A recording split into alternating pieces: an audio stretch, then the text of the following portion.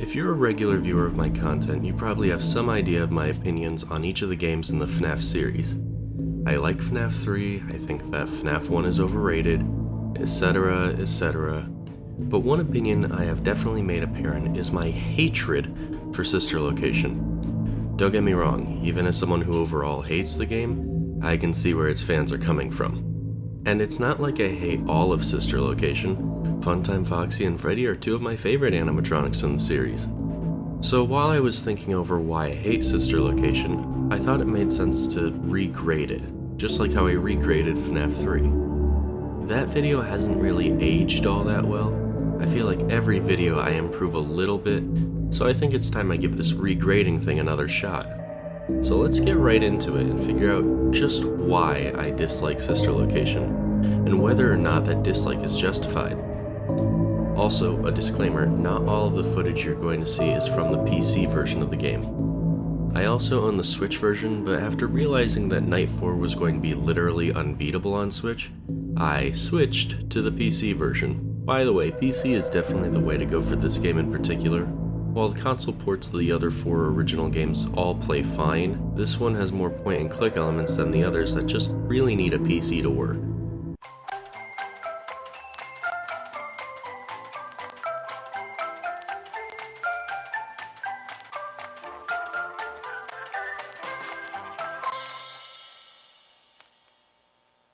The build-up to Sister Location was pretty damn intense, all things considered. I have to admit, I kinda left the fandom after FNaF 4 and didn't return until Security Breach was about to release, so I never actually experienced what I'm about to talk about. All that being said, hindsight in an unbiased view tells me, yeah, this game was gonna be huge.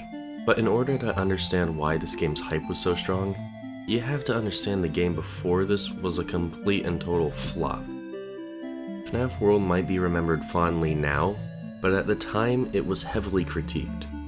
Most of the entertainment value from playing a FNaF game comes from it being a horror series, and FNaF World just wasn't a horror game. It was an RPG filled with secrets and hidden bosses, sure, but to call it anything short of insulting to the fanbase Scott had built up at the time would be a total lie. When Scott updated the game and added in the Halloween characters, he also added a hidden scene involving a character we now know as Deskman, although more likely this is a form of Henry Emily. He laments over creating something truly awful before dying in front of us. As he dies, the screen fades out, and we hear the first line Circus Baby would ever say. The show will begin momentarily, everyone please stay in your seats. But this was the start of a long fuse on this hype bomb, and over time more and more info about this new game would be revealed. We knew someone created an animatronic called Baby, which either killed him or he killed himself. In hindsight, neither of these things happened, but I might also mention that FNaF World was also made during a period of time where Scott Cawthon was going through a heavy depression. I'm not saying Scott is the desk man necessarily, but it wouldn't surprise me if he made a character kill himself and then decided to reverse his decision down the line. Scott Games, which was the website previous FNaF games had been teased on, had a number of teasers over the span between World and Sister Location. Here's just a couple highlights.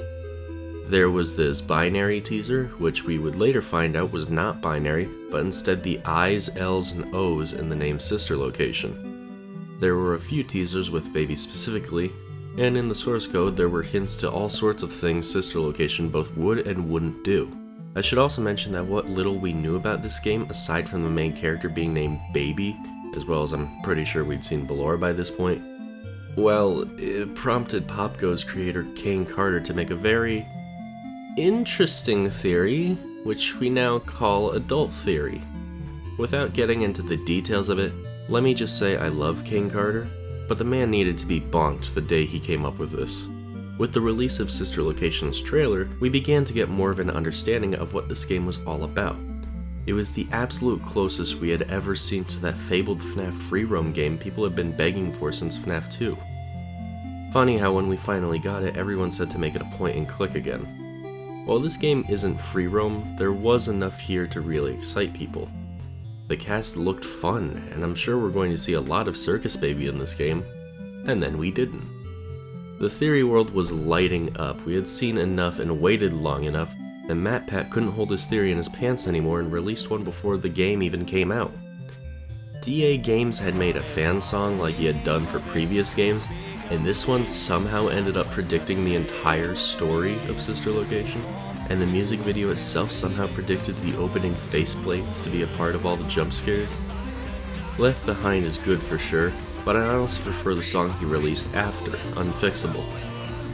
The last thing I want to mention before talking about the game itself is that this apparently wasn't going to be the only trailer for the game, but Scott changed his mind about releasing a second trailer. To be fair, this does bring it more in line with the other FNAF games, but it does make me wonder what it would have been like. According to Scott, he decided not to do the second trailer because he didn't want to spoil too much story. And a thrilling story it is. But first, let's talk gameplay.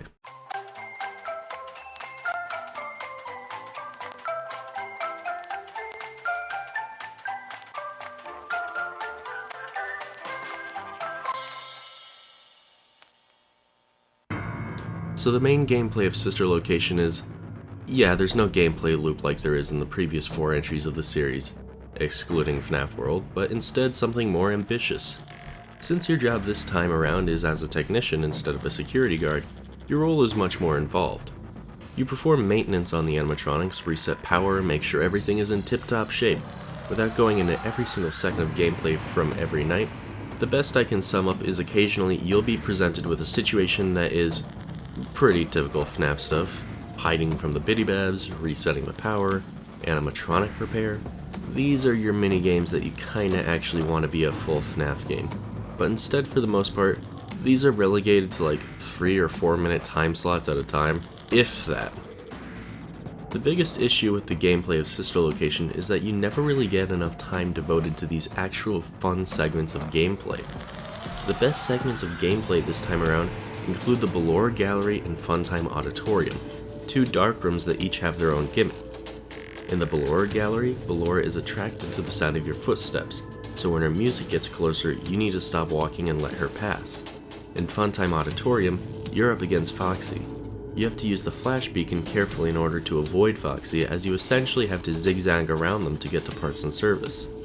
Between the 2 segments, Foxy's is often seen as the much harder one, which in my experience is true. However, this segment, like all other segments, is painfully short-lived.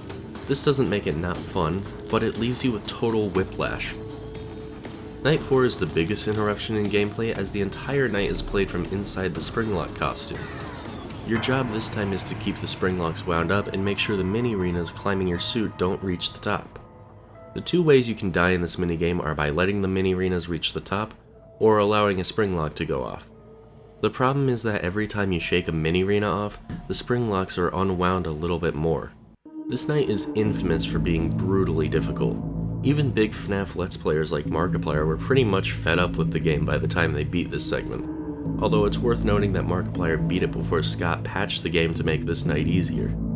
That said, it's still not a cakewalk. The 5th and final night is maybe the easiest, as you pretty much just walk into the room Baby tells you, and the game ends. There is an alternate Night 5 that plays out like FNAF 1, but this night isn't considered canon. I will be talking about this night more when I talk about Ennard, but as far as gameplay goes, I actually find this to be kind of boring. It's a Five Nights at Candy situation. Sure, it's a cool return to form, but it's also kind of boring to see the same old same old. So with all that being said, I think it's time we talk about the stars of the show, the animatronics that bring these different gameplay styles together.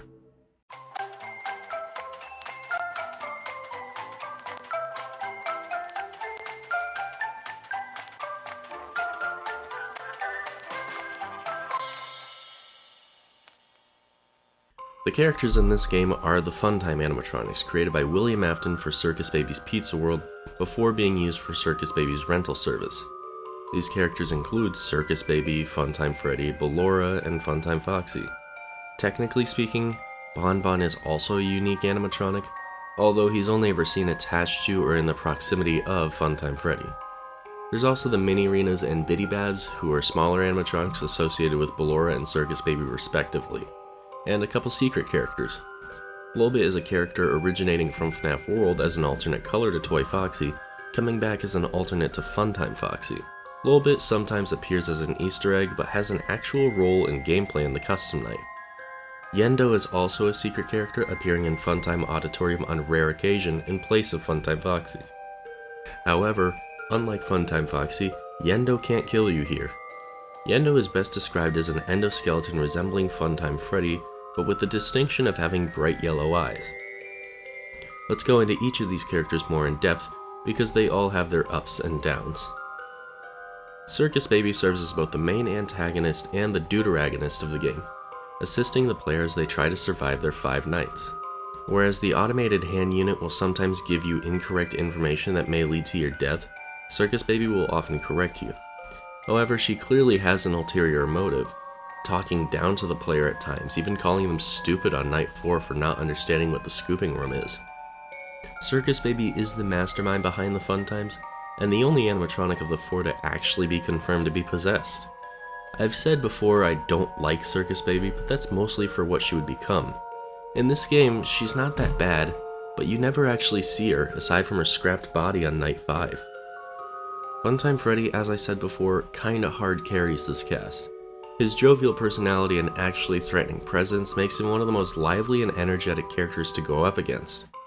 Bon Bon also has a flare of life to him, but I still don't like him being such a bastardization of the original Bonnie. By the way, when playing this game, I came to the realization that Hand Unit just calls him Bonnie, which, I don't know, I just thought it was interesting. Bonette is also a character.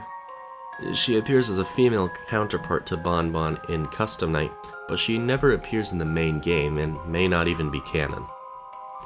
Ballora is a ballerina animatronic who appears in one section of the game and has some funny poses. That's about it, but I do want to mention she has the best jump scare in the game, mostly because her eyes are always closed as an animatronic, but they open up during her jump scare. It's the only jump scare in the game that gives off that vibe of flesh or skin being peeled off to reveal bone. There's also a fan theory that Ballora is either based off of Afton's wife or is possessed by Afton's wife, neither of which have been confirmed in any way. I will say she is definitely the most human-looking animatronic in the series, but that's not exactly good evidence. Funtime Foxy appears in the Funtime Auditorium and is the only one of the main 4 animatronics to not have a voice in this game, potentially because Scott was keeping the Foxy gender ambiguity thing up. I should mention that this game does use both sets of pronouns for them, but UCN exclusively refers to him as a guy, and he has a masculine voice there. Foxy can be the scariest character in this game, probably because we see the least of them, only appearing as a twitching monster in the flash beacon segments. Funtime Foxy is also the only character in the game you are guaranteed to get a jump scare from when playing, as they have a scripted jump scare at the end of night 3. The Bidybabs are small infant-like animatronics associated with Circus Baby. I have no clue what they're supposed to do when they aren't killing you. The mini-arenas are the same thing, but associated with Ballora. God, I hate these. Lolbit doesn't actually appear as a character per se, but in the Custom Night update it seemingly implies that Lolbit is not an actual animatronic and just a kind of computer bug, although this definitely isn't canon or concrete. Yendo has a little bit more going on. One popular fan theory indicates they are equivalent to a Funtime Golden Freddy, but I don't really understand how that makes sense. In my opinion, it's possible Yendo was going to be some kind of Funtime Fredbear, but William never finished it. That's just a theory though. The final character is created when Circus Baby, Ballora, Funtime Freddy, Bon Bon, and Funtime Foxy are all scooped and have their endoskeletons combined to create Ennard. Ennard is a human-shaped endoskeleton Circus Baby made of the others, so they could invade Michael Afton's body and walk around in broad daylight. As far as personality goes, there isn't any, but I do think it's a cool design and concept.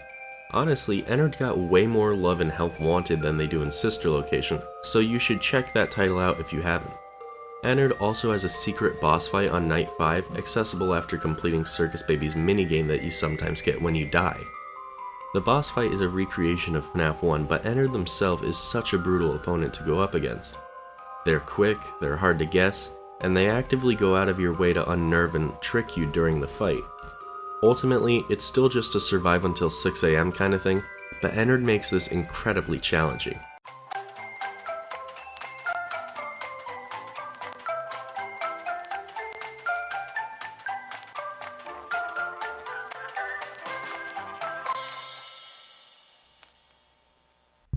The aesthetics of Sister Location are honestly some of my favorite in the series.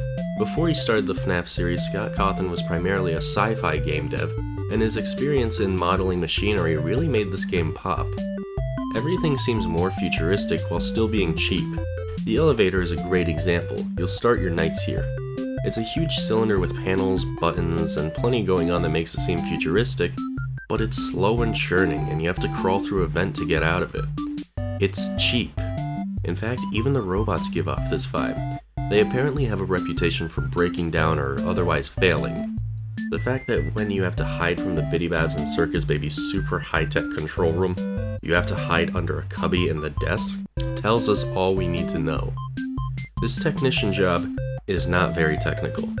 Outside of that simple but effective contrast in your environment, the lighting also does a great job. Spaces like Ballora Gallery or Funtime Auditorium seem massive and empty. The parts and service room feels like an abyss. You get the impression that every time you step out of that office, you're in danger. It's a great use of space and darkness. The audio of this game is also worth talking about. By now it's pretty well known that this is the first game in the main series to have voice acting that wasn't just Scott doing his best. The voice actors he chose, of course, would stay with the series for the most part, and all do a great job in this game. In particular, Andy Field as Hand Unit and Heather Masters as Circus Baby both do a fantastic job, even if I think Baby's voice itself is a bit odd. No fault of Masters, but Scott's wishes for Circus Baby's voice were weird. Otherwise, this is also the first mainline game in the series to have an original score. Leon Riskin joined the series here and has also stayed on. By far, my favorite track from this game is Watch Your Six, which plays during the Ennard boss fight. Diegetic audio is also really well done in this game. Metal creaking and squealing, air compressors going off, everything radiates intensity and emptiness, like you truly are the only person in this massive facility. But by now I bet you've realized that I've only been praising the game, giving it compliments and explaining why I think it's cool. But then why do I think this game sucks? Well...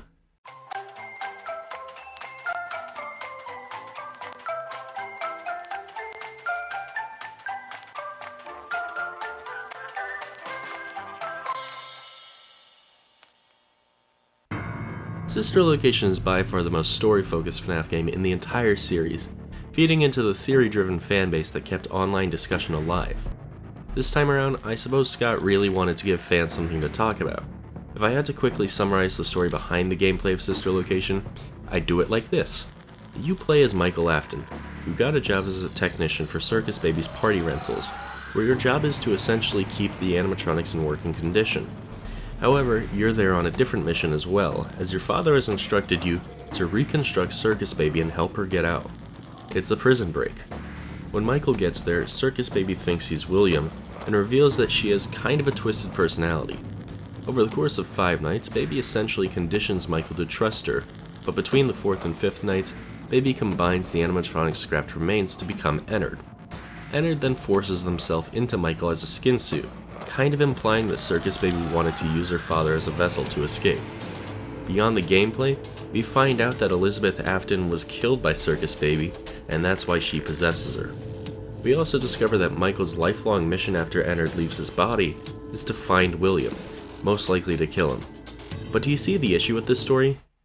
What the f*** does this have to do with any of the other games? The only thing this establishes is Michael Afton's reason for wanting to find William, and that wasn't even explored until the Custom Night DLC came out later on.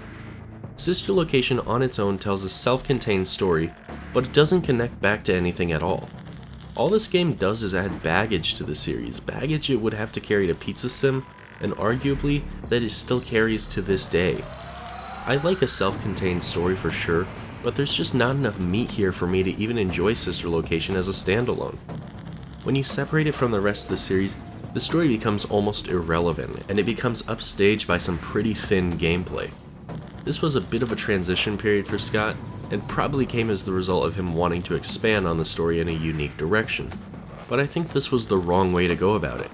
Honestly, Five Nights at Candy's pulls this off much better, having a separate location with marginal ties to the original story while carrying on and telling its own. Let's just say there is no Candy the Cat without a Freddy Fazbear, but Circus Baby could have existed without that dumb bear. that's enough ranting, but I think that sums up my main issue with the story. Despite being the most story-heavy FNAF game, its entire existence could be erased from the timeline with little to no consequence. But there is another section of gameplay I haven't talked about. Kind of, so here's the section of the video where I talk about Sister Location's custom night.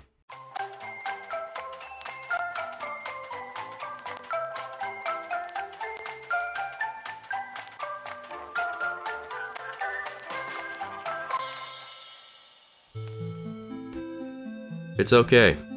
I mean, being real, it's not awful, but it's another slap in the face to me personally. You're once again in the Ennard boss fight room, and this time your opponents are as follows.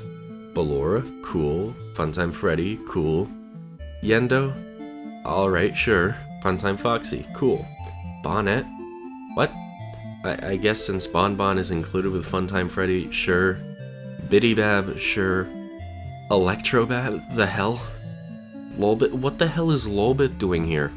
Mini-Rena, cool, I guess. Mini-Rena 2? I'm gonna quickly go over some of the more interesting characters here, because I really don't want to have to cover Mini-Rena 2.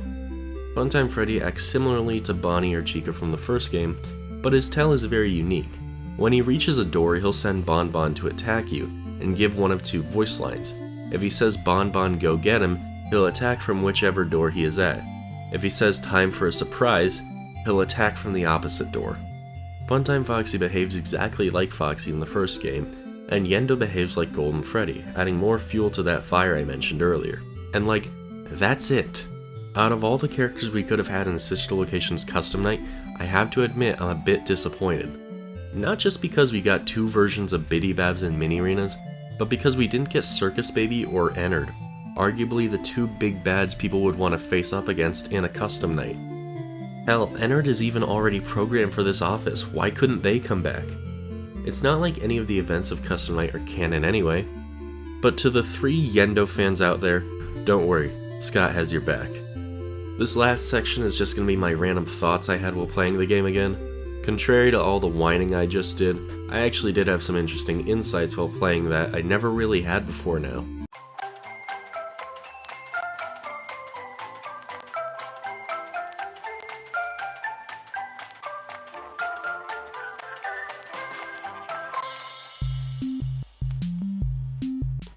Firstly, I just want to say that I love the Funtime animatronics opening faceplates. As I said before, Ballora's jump scare is fantastic, but as a concept, it's just very creepy. That said, I also think the Funtimes are arguably the least realistic animatronics in the entire series, next to the Scraps and Pizza Sim. Even the nightmares can be excused for just being dreams, the Funtimes look strange and hardly even resemble cartoon characters like they should represent. So is Funtime Foxy supposed to be Mangle? I mean, it doesn't really make sense, but you have to consider that either Toy Foxy inspired Funtime Foxy, or Funtime Foxy inspired Toy Foxy, or even less likely, 2 grown men in the 1980s each decided to make a gender-ambiguous fox with lipstick. That's the kind of shit you see nowadays, but back then? Why does Circus Baby have a grown woman's voice when the animatronic itself is supposed to apparently look like a toddler, and it's possessed by a little girl? You know, this is the only franchise where Occam's razor doesn't apply. So, is Bonbon a part of Ennard, or is he just gone? The other Funtimes just straight up left Chica out of Ennard. We know she exists, they just said fuck her. Seriously, Michael, you could have moved. You could have. You didn't. Why? So Michael is just kind of carrying hand unit the full game, right? How did Michael turn the spring locks on night 4? I find it really funny how misleading the title of the game is. When Scott teased a game called Sister Location, everyone probably thought we were finally getting a game set in the original Freddy Fazbear's Pizza. But nope, this game is actually about the location of the protagonist's sister. It's kinda hilarious to me.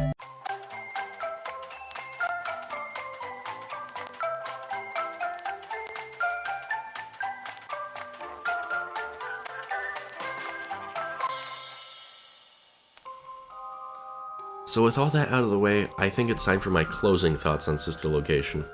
It's not that I really hate the game, but I absolutely hate how overblown it is. When you connect it to the rest of the story, it just doesn't really fit. even when this game takes place, is still a hotly debated issue. There's no fibers connecting this game to the rest, when this thing was being hyped up to be the biggest game yet. And in a way, it delivered. It came with an entire slew of interesting gameplay mechanics, fun characters, and even some scary moments. But ultimately, it's like going out to lunch and just eating from free sample platters at the mall. Sure, it's good, but you're not really satisfied afterwards. If more time was spent on creating connective fibers, on lengthening the gameplay, on giving us a lasting impression of each character outside of Baby, maybe then I'd consider it one of my favorites. As it stands, I can appreciate what it did, but it's still my least favorite FNAF game. That's all out of me, folks. Be sure to like, subscribe, and share this video around. Peace.